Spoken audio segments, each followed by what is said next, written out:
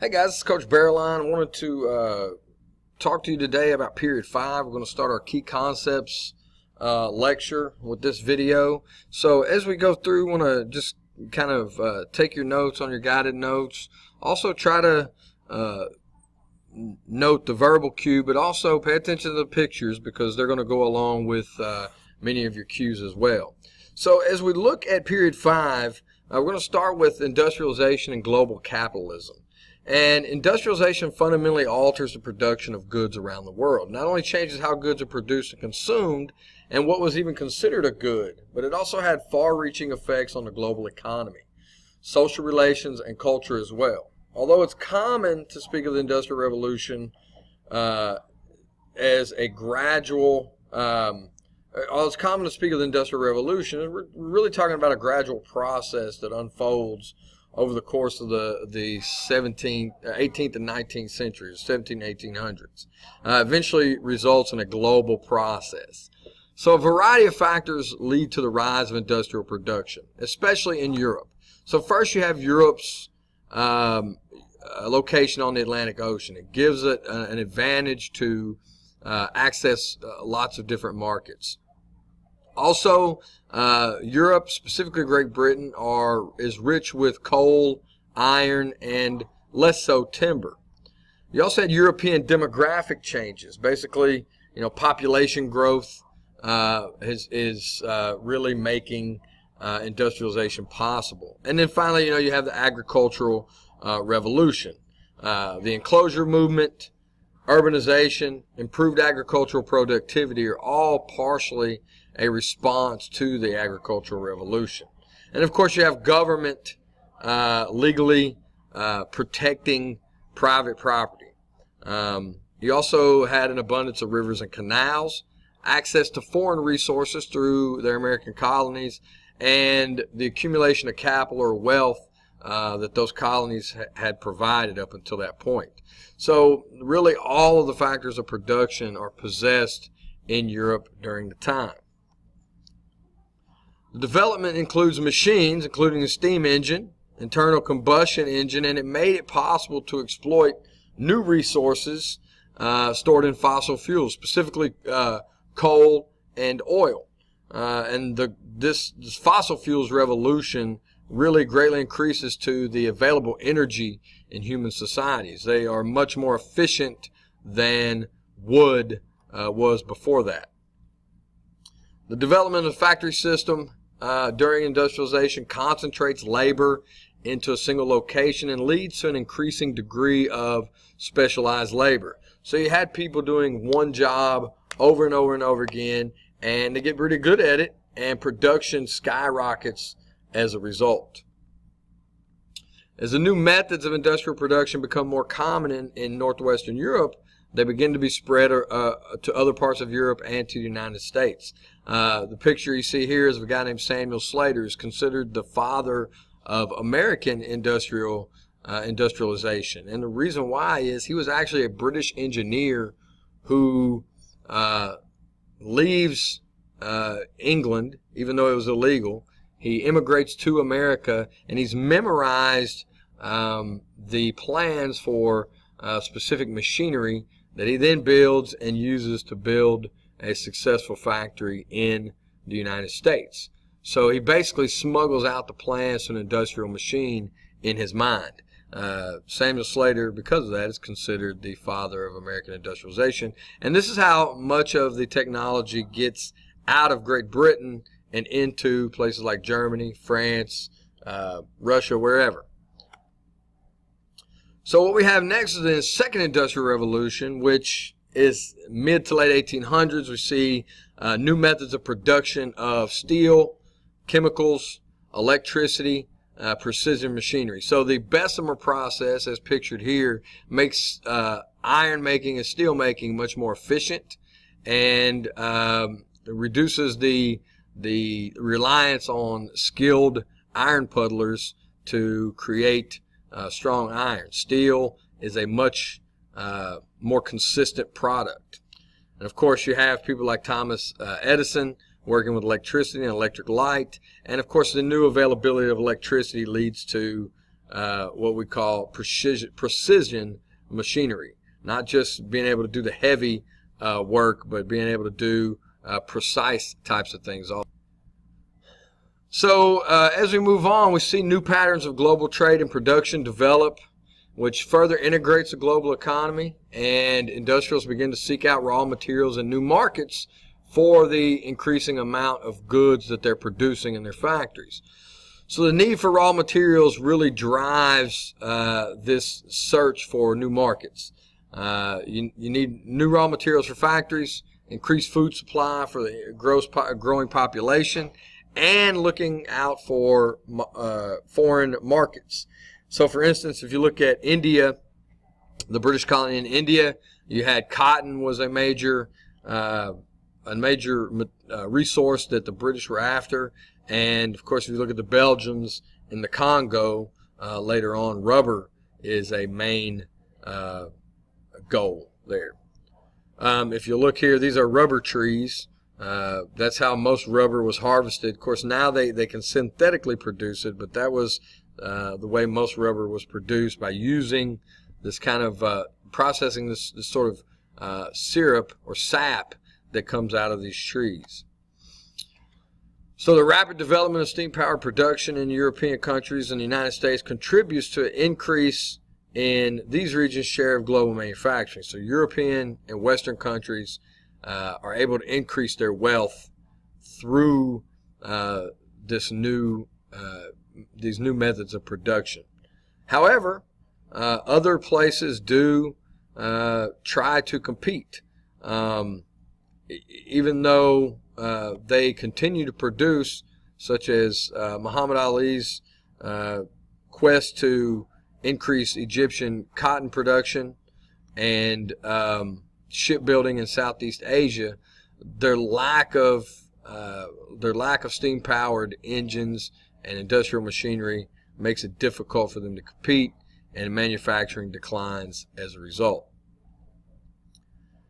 Now, this expansion of the global economy dramatically expands and increases the exchanges of raw materials and finished goods in most parts of the world. Some commodities give merchants and companies based in Europe and the United States a distinct advantage, obviously.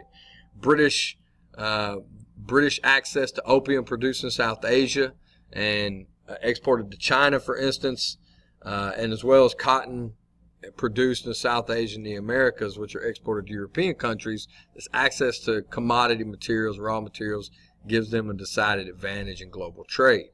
So here's you have a picture of an opium den during the height of this actually was taken in Canton, I believe, this picture of an opium den in China at the end of the 1800s.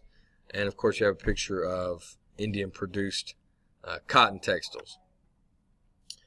So the need for specialized and limited metals is going to increase with this, right? You need copper, you need precious gems, as well as the demand for gold and silver increase, and it's going to lead to the development of extensive mining centers, copper mines in Mexico, diamond mines in South Africa, and the conditions in most of these mines are horrific and as bad as or even worse than you would think they would be.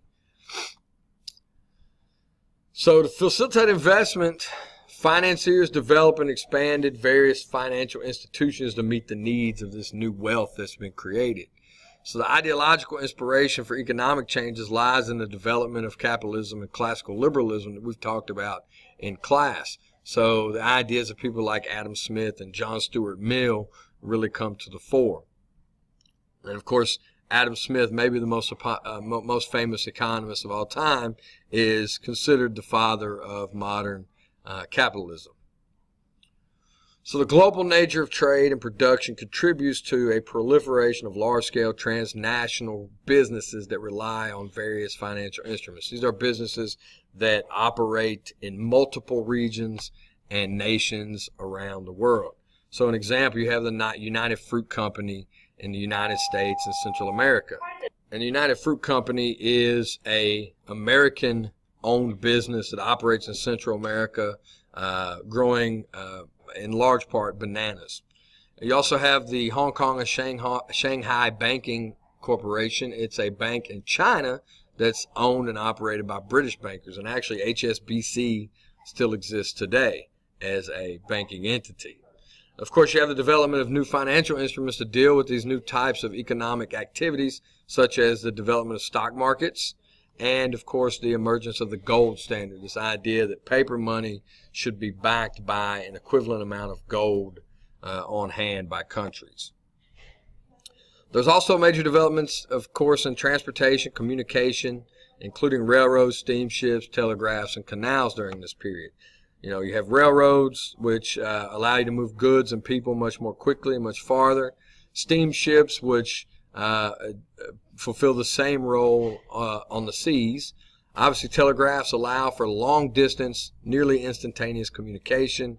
And of course, the creating of digging of canals connects older, more established trade routes together. So you have the Atlantic trade and Pacific trade are connected more directly with projects like the Suez Canal and the Panama Canal.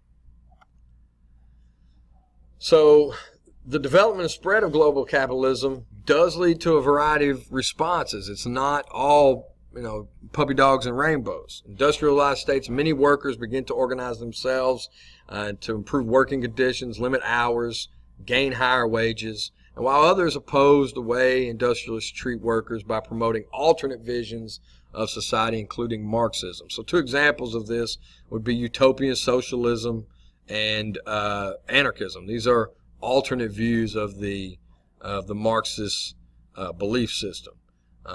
We've talked a little bit about them in class, but both are widely accepted by workers and by some industrialists as well. And of course, we've talked about it at length, China and the Ottoman Empire, and how some members of the government are resisting economic change, and they attempt to maintain pre-industrial forms of economic production, while other people try to improve or try to compete with Europe by instituting kind of top-down government reform. So you had the Tanzimat movement in the Ottoman Empire, which is an attempt to modernize, industrialize, and really compete with Europe while maintaining the Sultan's control. And it's ultimately undone by the young Ottomans who are looking to try to limit the power of the Sultan. In the Qing dynasty, the self-strengthening movement has the same aims, but is opposed largely by conservative landowners. So in a small number of states, governments promote their own state-sponsored visions of industrialization. You have the development of the Meiji Restoration or Reformation in Japan, which is a reaction to American imperialism. The development of factories and railroads in Tsarist Russia. And look, I misspelled development. Sorry about that. And this is a picture of the Trans-Siberian Railroad. And then in Egypt, you have Muhammad Ali's push to develop a cotton textile industry to try to compete with Great Britain and other industrial powers. You also had responses to the negative effects of industrial capitalism. State pensions and public health initiatives were raised in Germany. You had the expansion of voting rights to more men and eventually women in Great Britain. And of course the development of public education, which we've also talked about in class as well. So these are all important reactions to problems that are brought about by industrialization and global capitalism. And finally, we see the ways in which people organize themselves transform significantly. You have the development of the middle and industrial working classes during this period. You also have changing family dynamics. More women go to work. This leads to the feminist ideas and the women's suffrage movement that we talked about. And of course, rapid urbanization often leads to unsanitary conditions, which results in all sorts of disease epidemics and things of that nature. So that'll end us up with part 1. We'll continue with part 2 in the next video. See you.